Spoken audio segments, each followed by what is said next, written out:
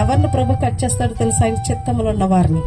మనం అనుకోవచ్చు, ప్రభు ఏంటి నాకు ఈ శోధన, ఏంటి ఈ బాధలు, ఏంటి అవమానాలు, ఏంటి నిందలు, ఏంటి సమస్యలు, ఏంటి పేదరికం, ఆర్థిక పరిస్థితులు అంటే ప్రభు అంటున్నాడు, నా రూపం నీలో చూడడానికే నిన్ను ఈ మార్గం గుండా నేను నడిపిస్తున్నాను.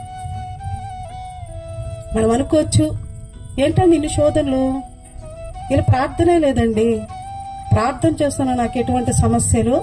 చాలా మంది అనుకుంటారు కష్టాలు లేకపోతే ఆశీర్వాదము, కష్టాలు లేకపోతే దేవుని యందు భయభక్తులు కలిగిన జీవితము అనుకుంటారు. కానీ కాదు.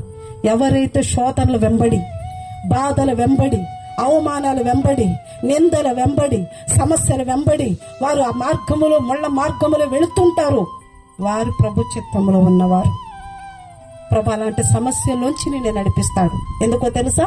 నీకు ఓపిక నేర్పించడానికి, నీకు సహనము నేర్పించడానికి, నీకు విధేయత నేర్పించడానికి ప్రభు అలాంటి మార్గము గుండా మనల్ని నడిపిస్తాడు. వ్యవసాయకుడైన దేవుడు నువ్వు ఫలించి అభివృద్ధి చెందాలంటే మొట్టమొదటిగా చేసే పని ఏంటంటే నిన్నేం చేస్తాడంటండి?